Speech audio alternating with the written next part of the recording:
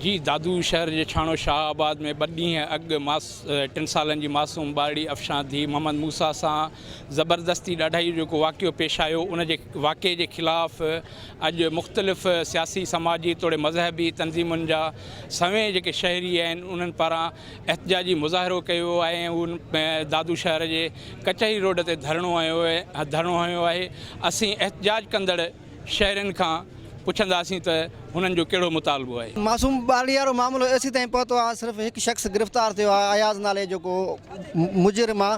बाक़ी उन सां गॾु जेके हुनजे फैमिली मेंबर आहिनि उन्हनि मां को बि गिरफ़्तार कोन थियो आहे। इन जांच मां असां पुलिस जी जांच मां मुतमिन न आहियूं। सिर्फ़ु हिकिड़ो ई माण्हू अरेस्ट करे नौशहरो ATC कोर्ट में जेको आहे हुननि पेश कयो आहे। दिलि दहकाईंदड़ वाक़ियो आहे। सॼी सिंध लाइ हे न्याणी असांजी न आहे, न्याणी सॼी सिंध जी न्याणी आहे। इन लाइ असां पुरज़ोर अपील था कयूं त हिन मुजरिम खे सरेआम जेको आहे सो लटकायो वञे। ज़ुल्म थियो आहे असांजे दादू शहर में, नंढड़ी सां तमामु ज़ुल्म थियो आहे। अञा त इंसाफ़ न मिलियो आहे। उमेद आहे इंशाअल्लाह अल्लाह कंदो दिन से मेन चौंक ते इनखे टंगराईंदासीं इंशाअल्लाह रखल आहे। असांजो हुकूमत खे मुतालबो आहे त अयाज़ खे कड़े खां कड़ी सज़ा ॾिनी वञे बिहारे चौंक ते, छाकाणि जो हीअ ज़्यादती अफ़शां जी न आहे, पूरी इंसानियत जी आहे, पूरी सिंध जी न्याणियुनि जी आहे। ऐं असांखे इंसाफ़ खपे। असां हुकूमत खे अपील था कयूं असांखे इंसाफ़ खपे। ऐं जेकॾहिं हिननि इंसाफ़ न कयो न त पूरी जेका तहरीक असां हलाईंदासीं। हमरा जेको आहे उहो तहवील में आहे पुलिस जे।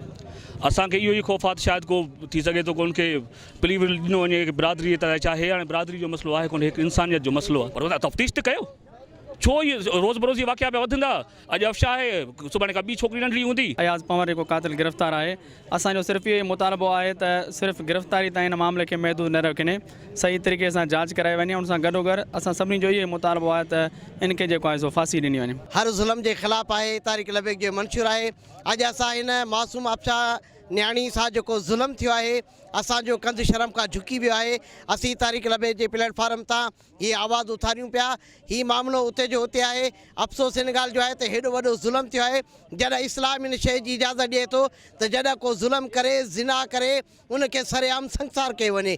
असांजो इहो ई मुतालबो आहे आला अदालतुनि सां त हिनखे जल्द खां जल्द हिते फाही ॾेई वञे ऐं न्याणी सां जेको आहे इंसाफ़ कयो वञे। मासूम अफ़शां ज़्यादती वाक़े ख़िलाफ़ जेको ही एहतजाज करे शहरी पहुता आहिनि उन्हनि जूं ॻाल्हियूं ॿुधियूं। मुख़्तलिफ़ मज़हबी जमायतुनि जे अॻुवाणनि तोड़े सियासी समाजी तंज़ीमुनि जे अॻुवाणनि जो चवणु आहे त अफ़शां जे वाक़े में मुलविस जवाबदार जेको अयाज़ पंवर आहे उन जांच में संदसि घर भातियुनि खे बि शामिलु कयो वञे, छो त जवाबदार इहो एतिराफ़ कयो आहे त वाक़ई वक़्तु संदसि भाॼाई मौजूदु हुई जेका खेसि रोकींदी रही। शहरनि इहो बि मुतालबो कयो आहे त वाक़े में मुलविस जवाबदार अयाज़ पंवर खे सरेआम सज़ा ॾिनी वञे त जीअं आईंदा को अहिड़ो वाक़ियो पेश न अची सघे।